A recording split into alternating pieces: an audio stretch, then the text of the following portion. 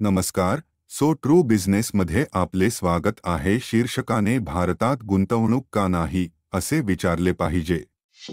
याचे उत्तर आहे, तुम्ही भारतातील गुंतवणुकीचा विचार केला पाहिजे, कारण ती कदाचित रोमांचक संधींसह जगातील सर्वात वेगाने वाढणारी स्थिर अर्थव्यवस्था आहे.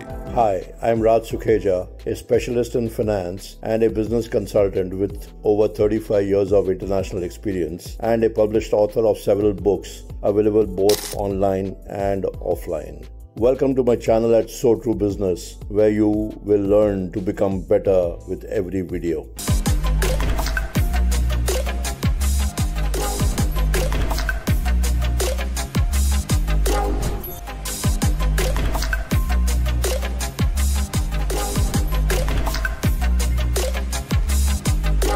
गेल्या काही काळापासून भारत व्यवसायात भरीव गतीने पुढे जाण्यासाठी पाया शोधण्याचा प्रयत्न करत आहे. आज देशात उदयास येत असलेला गुणवत्तेचा वारसा, शिक्षणाच्या दिशेने प्राचीन भूतकाळातील त्याचा समृद्ध वारसा आणि संस्कृती आता शेवटी फलित होत आहे आणि परिणाम दर्शवित आहे. गेल्या दशकाने प्रतिभेच्या आकांक्षांना प्रज्वलित केले आहे आणि देशाला स्थिरतेच्या नवीन स्तरावर नेले आहे. व्यावसायिक आणि व्यवसायासाठी भारताच्या आउटरीच कार्यक्रमांनी देश आणि तेथील लोकांसाठी बरेच काही केले आहे, ज्यात लहान उद्योजकांसाठी भांडवलाचा प्रवेश, कौशल्य प्रशिक्षण, इंटरनेट प्रवेश, उष्मायन केंद्रे, प्रवेग आणि समर्थन संरचना म्हणून बरेच काही समाविष्ट आहे. त्याचप्रमाणे आर्थिक दुर्बल घटकांसाठी अनेक सरकारी कार्यक्रम आणि उपक्रमांद्वारे चांगले जीवन, जागरूकता, शिक्षण आणि संधी याद्वारे बरेच काही केले गेले आहे. एक राष्ट्र म्हणून अधिक एकसंध आणि एकत्रित करण्याच्या दिशेने देशाच्या सर्व भागात सकारात्मक बदल होत आहे. भारताच्या मानवतावादी दृष्टिकोनाने देशाच्या आंतरराष्ट्रीय प्रतिष्ठेसाठी देखील बरेच काही केले आहे, कारण त्याने अनेक देशांना आपत्ती आणि संकटाच्या वेळी सर्व प्रकारची मदत केली आहे. भारत आता वेगवान विकासाकडे वाटचाल करत आहे आणि ही वाढ विविध क्षेत्रात उल्लेखनीय टप्पे गाठण्यासाठी त्याला प्रवृत्त करेल. माहिती तंत्रज्ञानाच्या बाबतीत आधीच एक मजबूत जागतिक ब्रँड असलेला भारत सध्या बँकिंग आणि वित्त, रेल्वे, शिपिंग, कृषी, तंत्रज्ञान, वाहतूक, गोदाम, कोल्ड चेन, उत्पादन, फार्मा, आरोग्य सेवा, संशोधन आणि विकास, संरक्षण क्षेत्रात वेगाने प्रगती करत आहे. गृहनिर्माण, रिअल इस्टेट, जल व्यवस्थापन, अंतराळ तंत्रज्ञान, विमान वाहतूक आणि बरेच काही. सरकारचा पाठिंबा आणि देशाच्या सामान्य भल्यासाठीच्या उपक्रमांमुळे विकासाला चालना मिळते.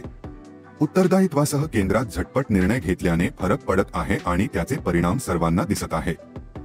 मॉर्गन स्टॅनलेने एका अहवालात नमूद केले आहे की भारत अधिक जगातील सर्वात वेगाने वाढणारी अर्थव्यवस्था आहे. गेल्या दशकात 5.5% सरासरी सकल देशांतर्गत उत्पादन वाढ झाली आहे. आता 3 मेगाट्रेंड ग्लोबल ऑफशोरिंग, डिजिटायझेशन आणि ऊर्जा संक्रमण 1 अब्जाहून अधिक लोकसंख्येच्या देशात अभूतपूर्व आर्थिक वाढीचा देखावा तयार करत आहे. आमचा विश्वास आहे की भारत 2027 पर्यंत जपान आणि जर्मनीला मागे टाकून जगातील तिसरी सर्वात मोठी अर्थव्यवस्था बनणार आहे आणि या दशकाच्या अखेरीस तिसरा सर्वात मोठा स्टॉक मार्केट असेल, असे मॉर्गन स्टॅनलेचे भारतासाठी मुख्य इक्विटी स्ट्रॅटेजिस्ट रिधम देसाई म्हणतात. परिणामी भारत जागतिक व्यवस्थेत सामर्थ्य मिळवत आहे आणि आमच्या मते हे बदल सूचित करतात एकेकाळी पिढीतील बदल आणि भारतात गुंतवणूक करू पाहणाऱ्या गुंतवणूकदार आणि कंपन्यांना संधी. नुकत्याच प्रकाशित झालेल्या ब्लू पेपरमध्ये विविध क्षेत्रांमध्ये काम करणारे विश्लेषक आर्थिक विकासाच्या या नव्या युगात आश्चर्यकारक बदल कसे घडवून आणू शकतात ते पाहतात. जागतिक उत्पादनात भारताचा वाटा वाढवणे, पत उपलब्धता वाढवणे, नवीन व्यवसाय निर्माण करणे, जीवनाचा दर्जा सुधारणे आणि तेजीला प्रोत्साहन देणे. ग्राहक खर्च. मॉर्गन स्टॅनलेचे chief Asia economist Chetan Ahya म्हणतात, ज्या जगात सध्या विकासाची गरज भासत आहे, भारतातील संधी जागतिक गुंतवणूकदारांच्या रडारवर असणे आवश्यक आहे. भारत ही जगातील फक्त 3 अर्थव्यवस्थांपैकी एक असेल जी 2023 पासून $400 अब्ज पेक्षा जास्त वार्षिक आर्थिक उत्पादन वाढ करू शकते आणि 2028 नंतर ती $500 अब्ज पेक्षा जास्त होईल. आम्ही जगातील अशा काही देशांपैकी एक आहोत ज्यांच्याकडे आर्थिक स्थैर्य आहे, महागाई नियंत्रित आहे आणि जगातील सर्वात मोठी आणि सर्वात तरुण, तांत्रिकदृष्ट्या पात्र आणि इंग्रजी भाषिक लोकसंख्येसह वारशाने मिळालेल्या व्यावसायिक शहाणपणाच्या पिढ्यांचा आधार असलेल्या उद्योजकीय मोहिमेने आशीर्वादित आहोत. राज सुखेजा, रेड मॅमथ व्हेंचर्स म्हणतात, ही एक फर्म आहे जी कंपन्यांना स्थानिक किंवा जागतिक गुंतवणूकदार आणि संस्थांमधून भांडवल उभारण्यात मदत करते आणि जागतिक स्तरावर मंद क्रियाकलापांना समर्थन देते. कृपया हा व्हिडिओ पाहिल्यानंतर तुमचे स्वतःचे संशोधन करा आणि तुम्ही जे शिकाल ते पाहून तुम्हाला आश्चर्य वाटेल. तथे सर्वांसाठी सार्वजनिक डोमेनमध्ये उपलब्ध आहेत. डेटा अगदी सहज उपलब्ध आहे। आम्ही अशा वेबसाईट्सच्या काही लिंक्स देखील ऑफर केल्या आहेत ज्यांना भारतात गुंतवणूक करण्याबद्दल माहिती दिली जाते।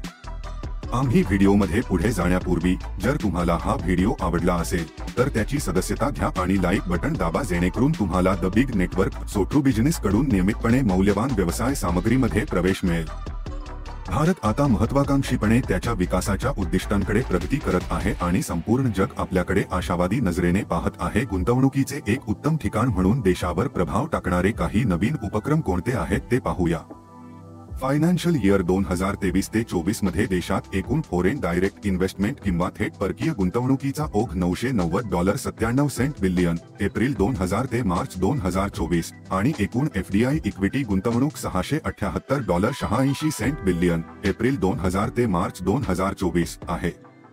पंतप्रधानांनी सेल्फ रिलायन्स इंडिया कार्यक्रमांतर्गत $270 अब्ज पेक्षा जास्त भारताच्या ग्रोस डोमेस्टिक प्रॉडक्टच्या 10% समतुल्य विशेष आर्थिक आणि व्यापक पॅकेजची घोषणा केली। 2023 ते 24 मध्ये भारताने अंदाजे जीडीपी 8.2% वाढ नोंदवली आणि जगातील सर्वात जास्त किशोर आणि तरुण लोकसंख्या आहे।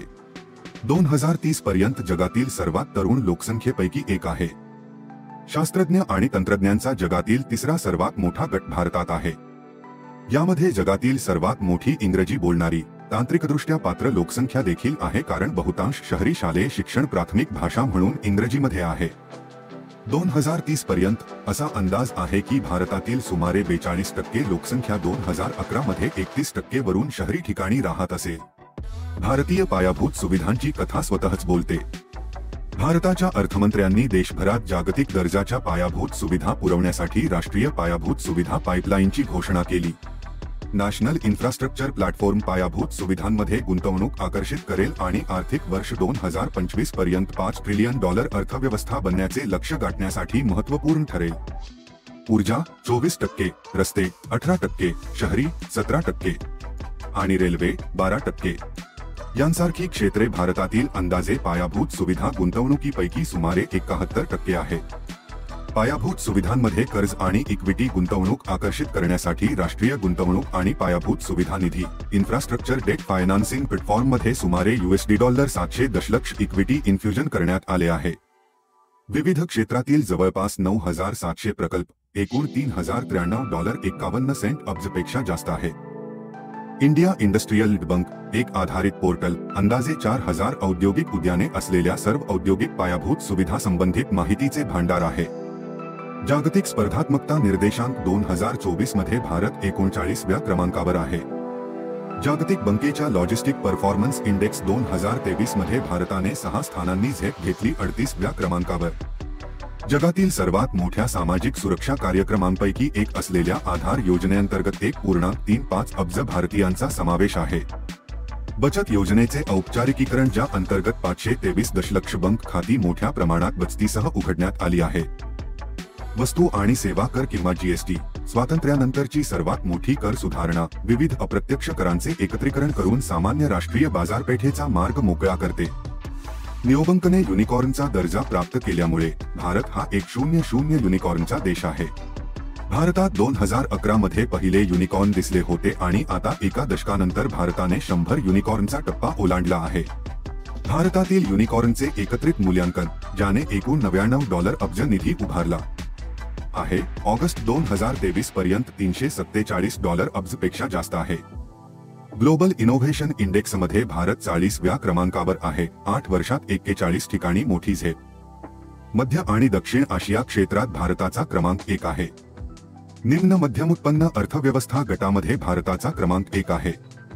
त्यामुळे भारतातील गुंतवणुकीत आधीच वाढ होत आहे आणि जगभरातील गुंतवणूकदारांना शोधण्यासाठी देशभरातील विविध क्षेत्रांमध्ये अनेक संधी उपलब्ध असल्याने ते वाढतच जाणार आहे हे या वस्तुस्थितीवरून स्पष्ट दिसते। पाहिल्याबद्दल धन्यवाद आणि आमच्या व्यवसाय सोट्रू बिझनेस वर नवीन आगामी व्हिडिओमध्ये लवकरच भेटू।